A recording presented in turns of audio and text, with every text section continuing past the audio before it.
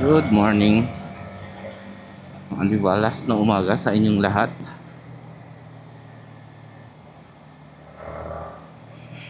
Tayo ay mag-morning rides lang papuntang Marilaki, KM90.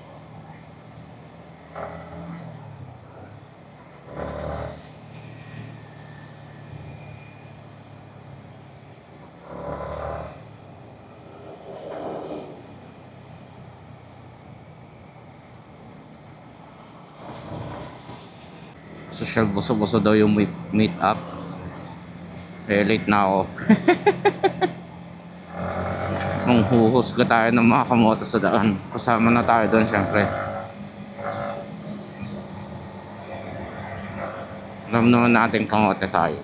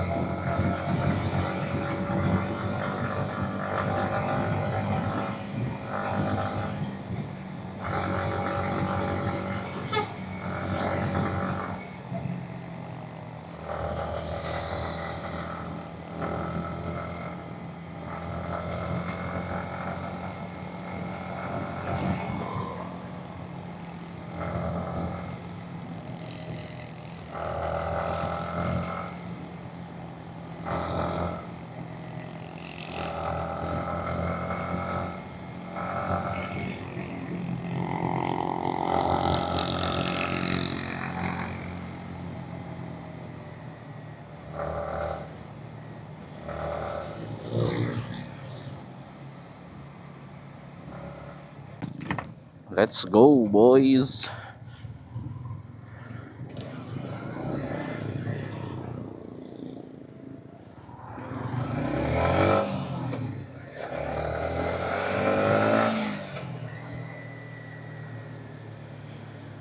Tang ina, chill ride lang talaga, oh. Ayos. So kakagaling namin ng Shell Boso-Boso. Doon kasi meet up namin eh. Chill ride lang to. Oo, tama, chill ride lang.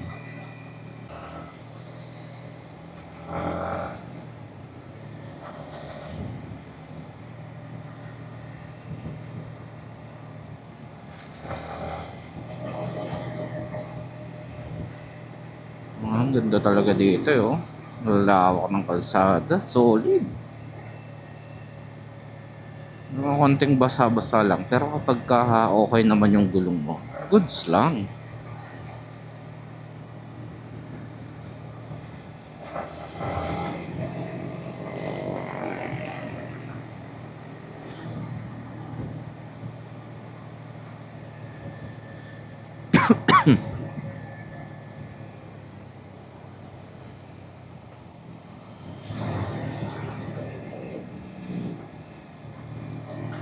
Nga pala,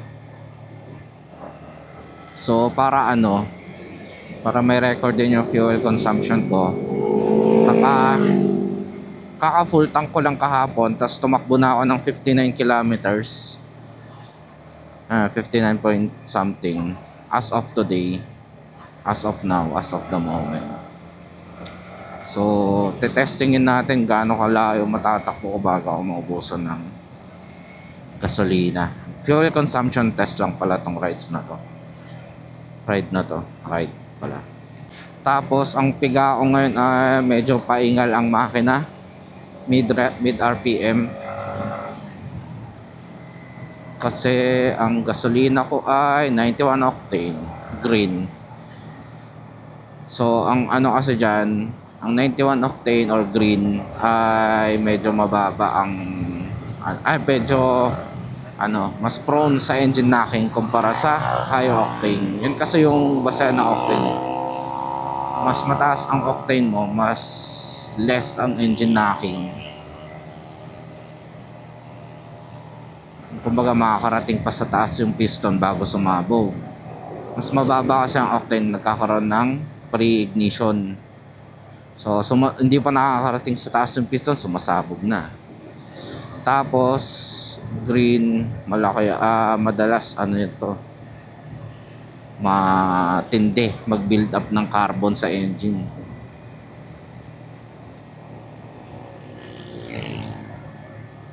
Ano lang yan mga sinasabi ko, naririnig, nababasa ko lang sa mga sa mga forums, ganyan.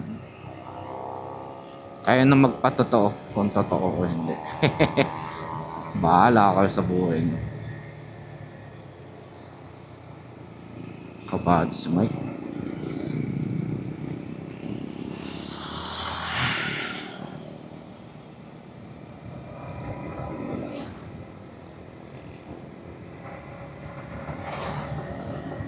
Maraming umaakit dito sa sa Marilaki pag Sunday. Kasi talaga to maluwag kasi yung kalsada. Sarap pag maniho dito. May establishment na pala dito.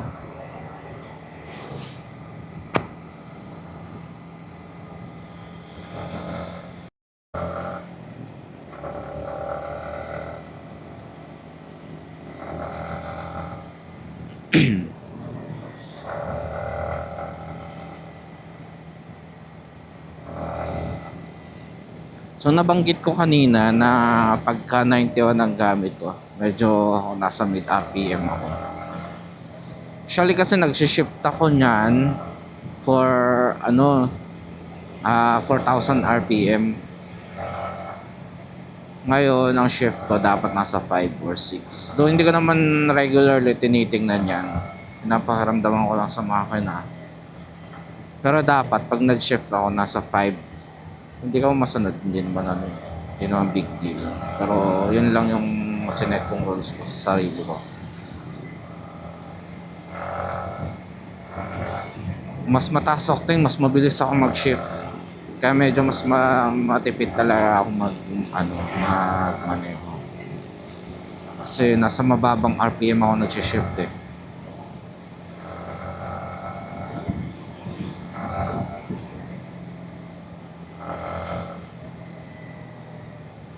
Medyo maulan na yun. Sana wag niya ibuhos. Sana ganyan lang yung ulap.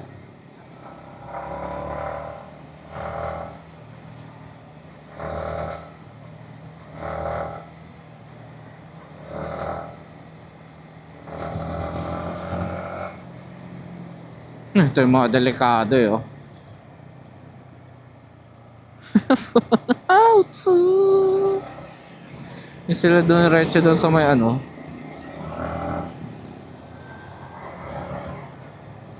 may terminal doon yung papuntang Teresa.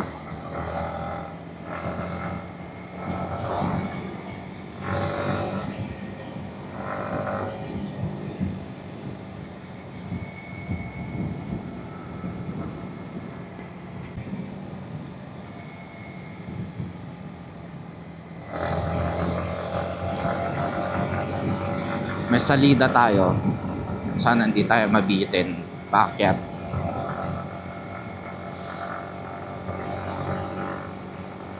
Maintain lang 64, 63.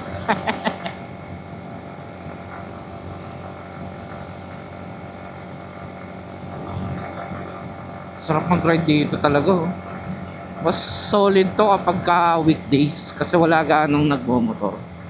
Wala ganong nagra-rides. Nakadaan ako dito weekdays. Holiday. Ay, hindi pala holiday. Biglang nag-suspend.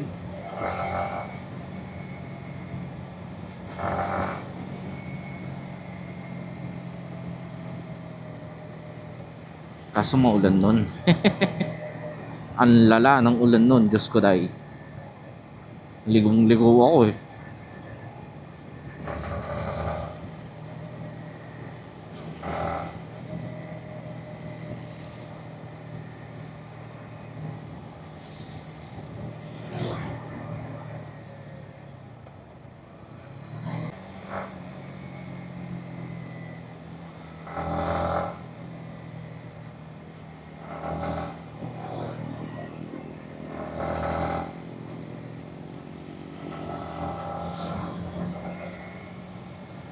aakyat lang sa Marilake sa KM90 para mang husga ng tao.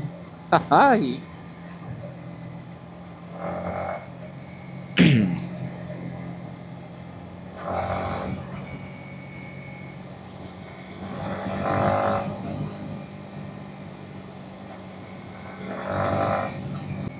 Dito may ano dito eh, may sarang kalsada. Hindi ko alam kung saan yun.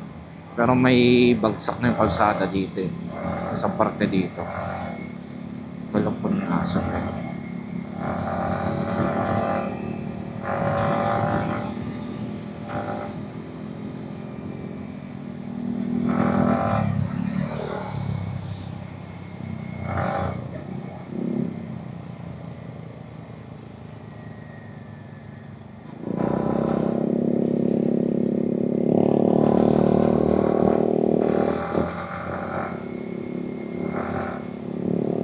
At dito ata yun.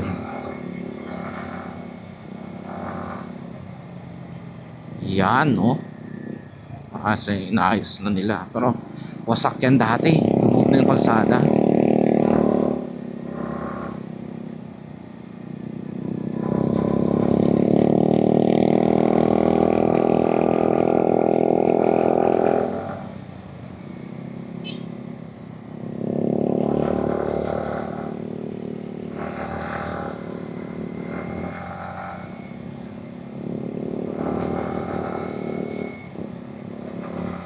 Ito, tatagos to ng Teresa dito.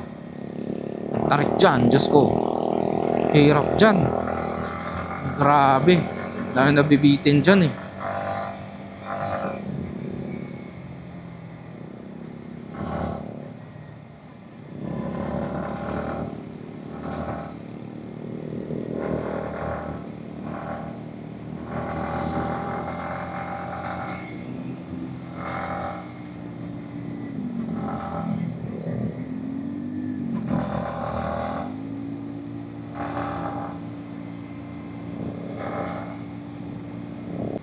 Wala pang magpipitik ngayon. Masyado pang maaga para sa mga pumipitik.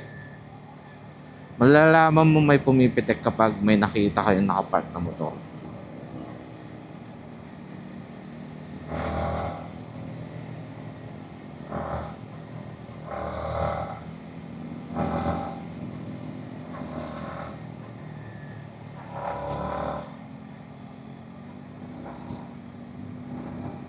Kakarating lang nila, di ba? Pipitik yan eh. Kakarating lang nila.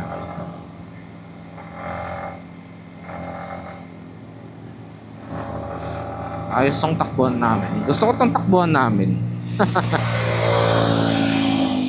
Chill lang talaga. Hindi na nagmamadali.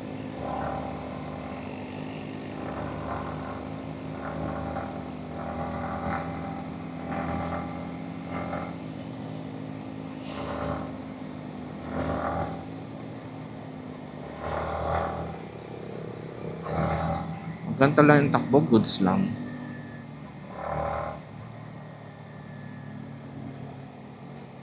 Grabe no, ang dami ano.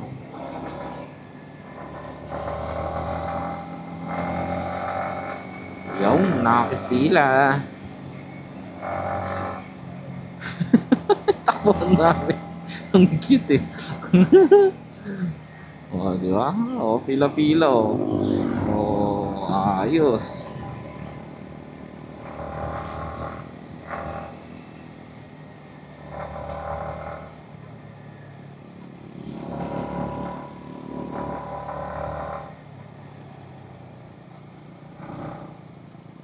Namimitek ka. Namimitek. Dapat layo-layo kami. Gagi. Ang lalapit namin. Distansya nga ako konti. Meron pa yan eh. Mag-start na doon. Maraming nasusunod. Para hindi natin masapawan yung ito.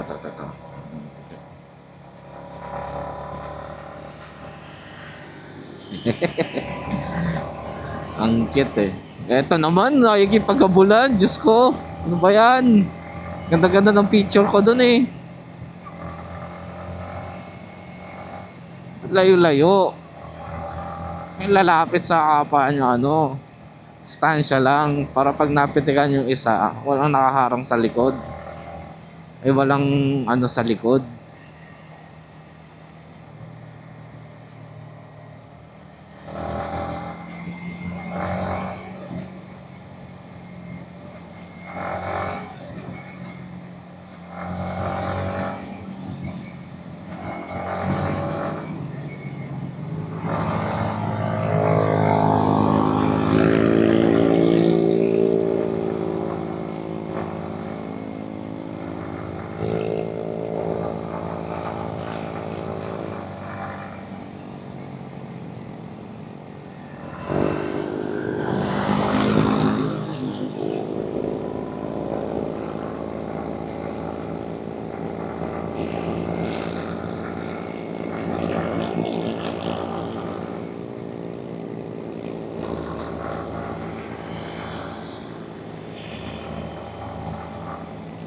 Mga pang my day nila.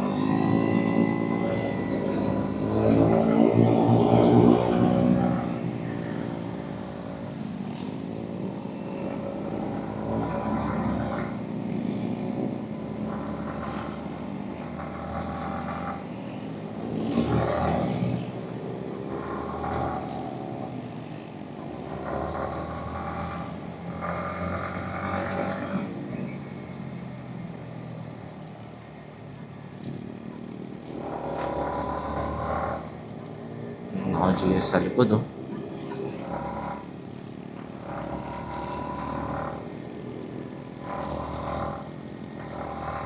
Yun ang maangas, oh, di ba?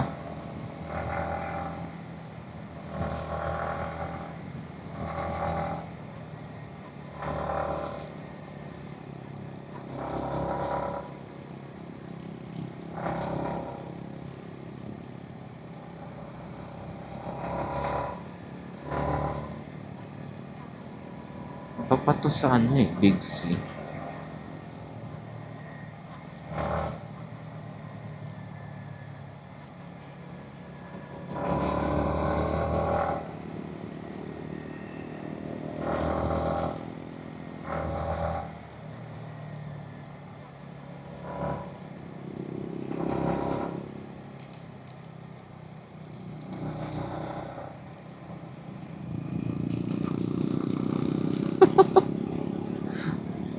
Oh my God. Ay shit, mahamog.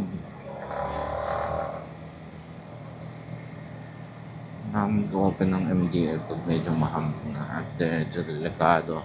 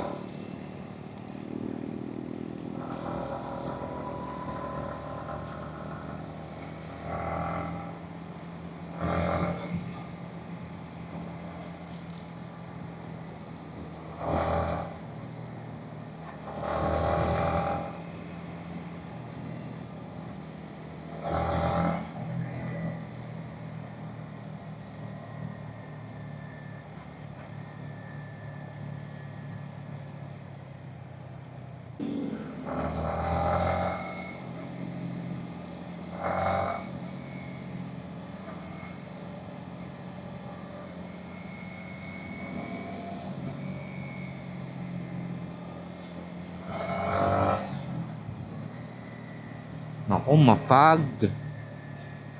Sheesh.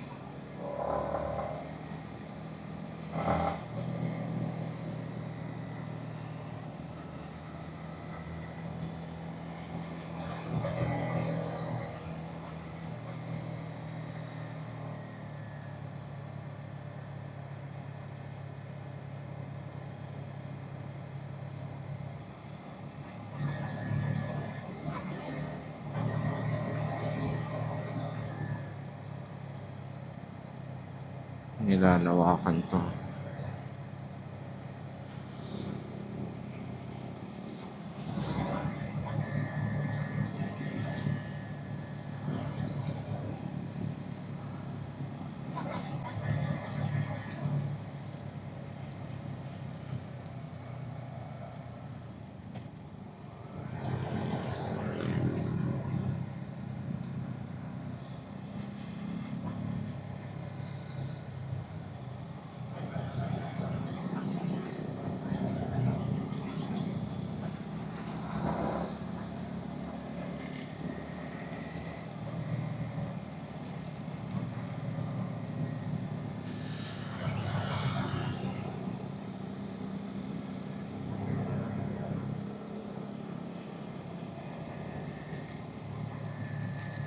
Husky Barney ba yan?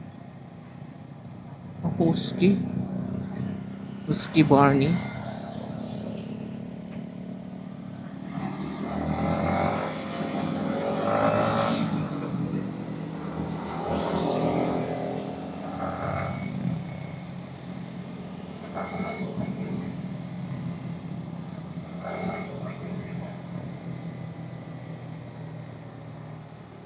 Sarap oh. Ganito lang sana yung rides. Hindi yung paspasan kayong lahat. Unahan. Ito goods lang eh oh. Yan talaga literal na chill ride. Makarating lang kayo sa kung saan kayo gusto, saan nyo gustong makarating. Walang ano, parang walang plano. Kung makarating ng KM90, the goods. Kung hanggang Sampaloc lang, the goods pa din. Diba?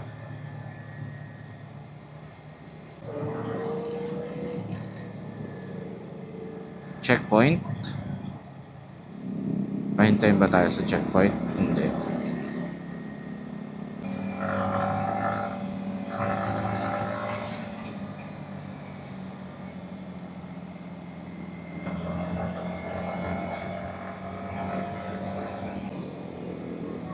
Ganda ng Michelin, oh.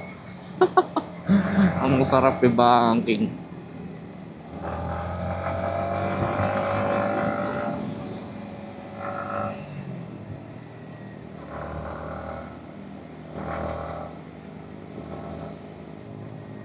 Paunahin ko nga sila.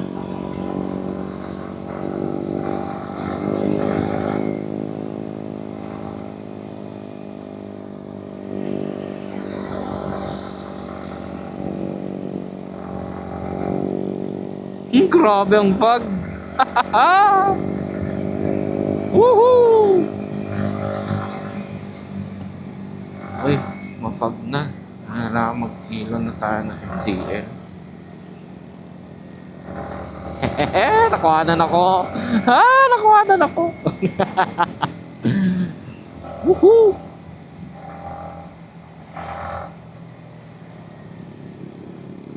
Saktong takbo lang. Ito dapat.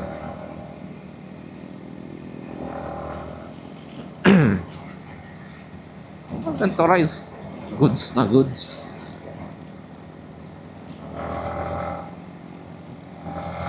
Gusto ko to. Nakaka-enjoy naman. Nag-on na ako ng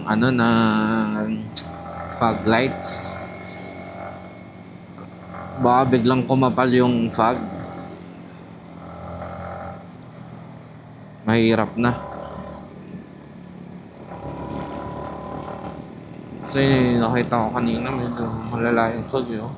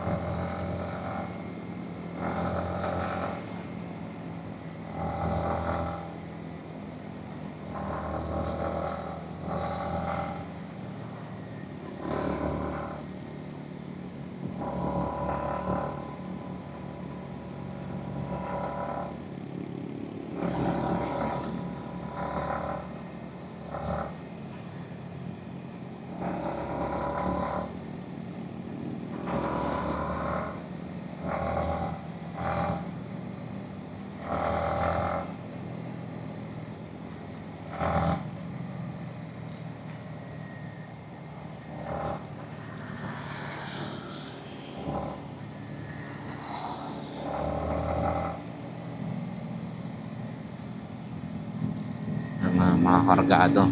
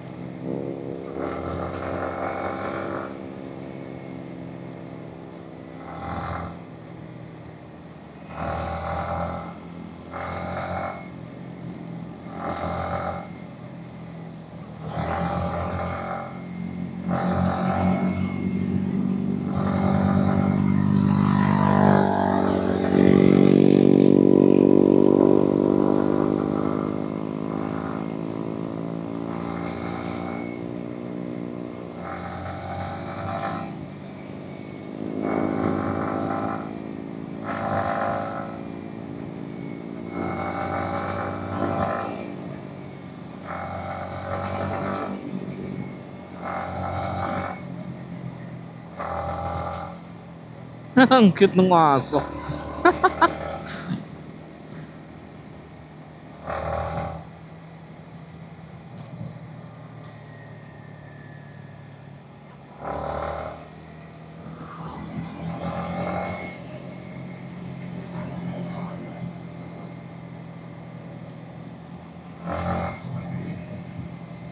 Wow, ganda.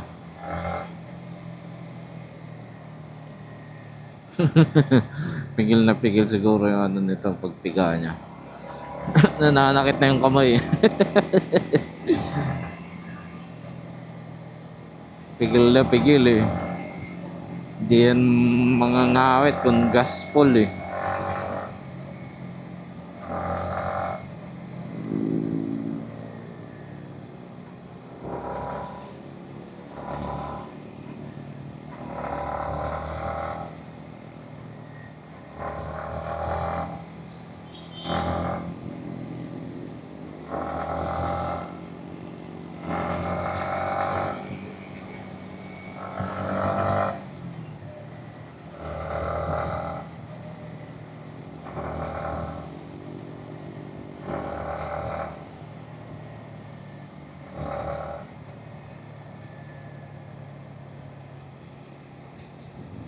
Yun, sumisikat ng araw.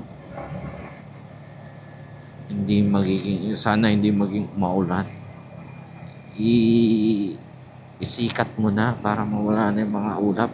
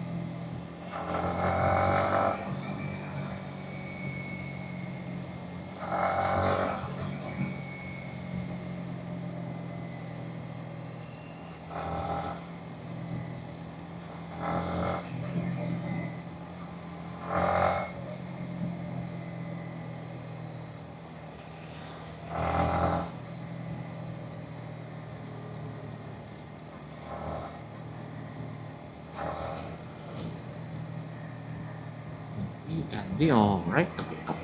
We can be alright. We can be alright. Outside, inside. Diba? Suabe. Tapos biglang naging ano, 2 lanes ulit. No, i-extend nila to. Hindi lang nila makuha yung parting.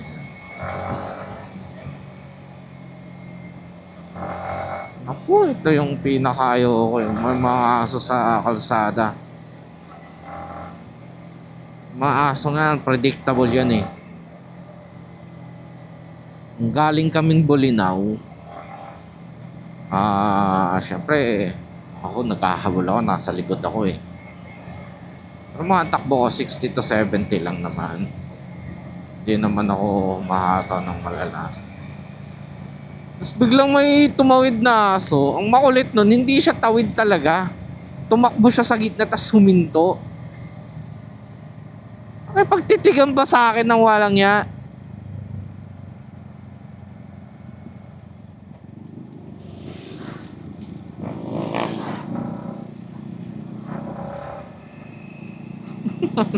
Buisit na yun.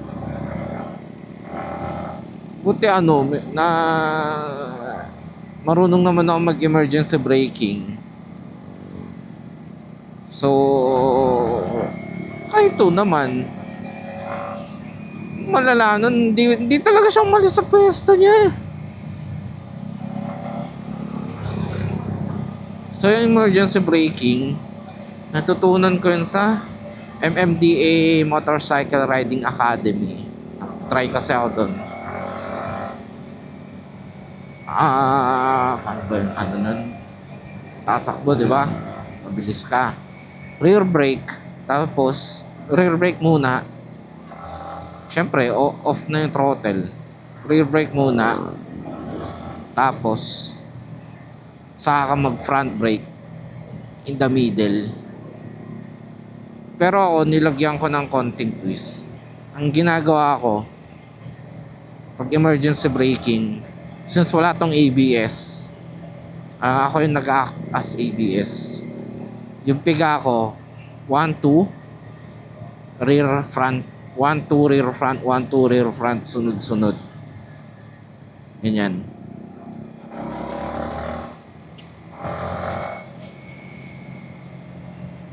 Parang asdi sa ano, sa para sa mga gamers yung ASD. So, ASD lang. Parang ganun ang ginagawa sa brake.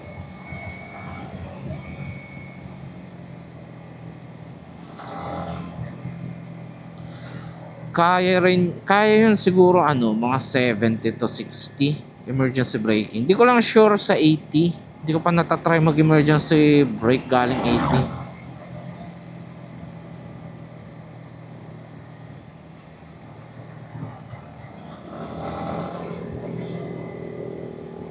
Kaya dapat ano, para sa mga riders dyan, kung hahataw kayo, dapat yung hataw na kaya nyo rin huminto ng mabilis.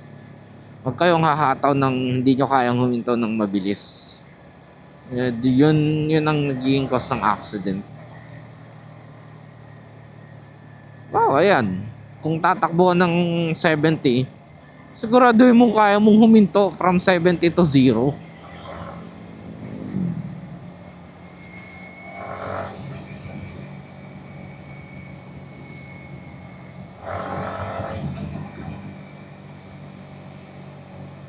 So, yun. Tips lang yun. Tips. Siyempre, sinasamahan ko na rin yung downshift. So, yun pala yun. Rear, front, tapos downshift. Kumbaga parang rear, front, tapos downshift, rear, front, downshift. Yun, may time ka nun kasi ito pala yung nangangamoy na ano, preno. Baho. Sunog na yung preno niya.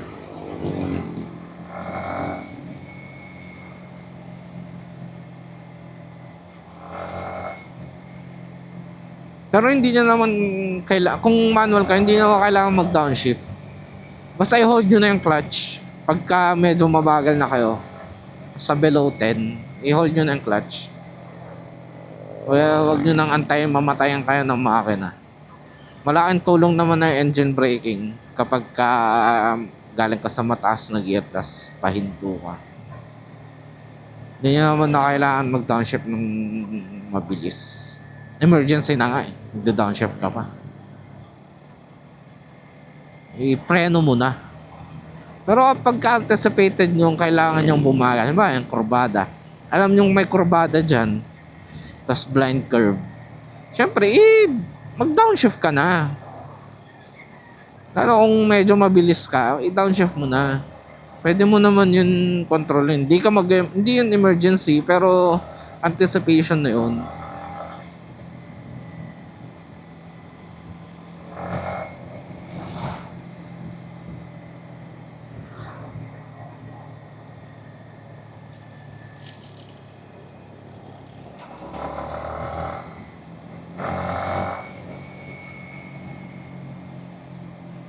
So, 87 kilometers simula kanina tinatakbo natin at hindi pa nababawas yung first bar.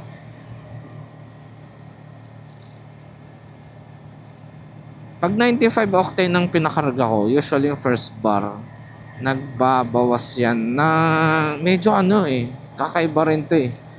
31 ang pinakamababa niya. 131 kilometers ang pinakamababa niya bago magbawas. Ang pinakamataas niya ay 160 kilometers bago mabawas yung first bar. So, trinay ko na yung first bar niya 3 liters. Di ko sure kung may 0.5 kasi may point something yun sa pag nagpapakarga ako, pero sure ako 3 liters siya. So, compute nyo lang, divided by 3.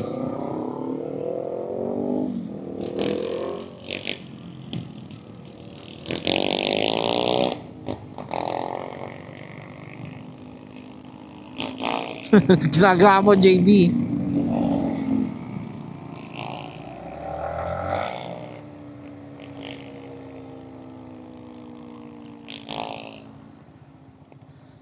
Maglulugaw pala tayo. Sige, boss.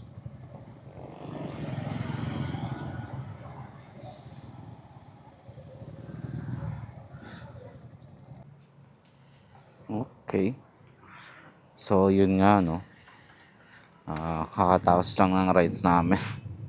Hindi ko na video ang lahat kasi palobat na. Kailangan ko pa ng isa pang battery. So, bale kanina nasa 80 plus or 70 plus yung tinakbo ko. Hindi pa nababawasan. Ngayon, habang nasa biyahe kanina, nag 170 ako tapos nabawasan siya.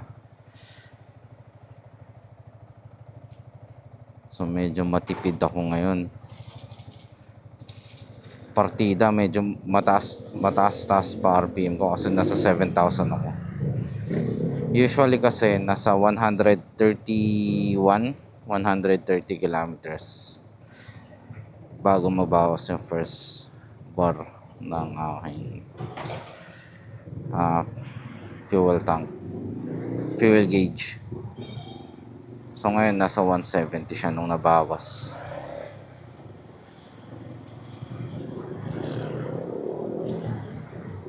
Yun lang. Ngayon naman pupunta na akong Teresa. Sisimba kami ng bebe ko. Ito ko natatapusin ang video. Paalam mga bossing.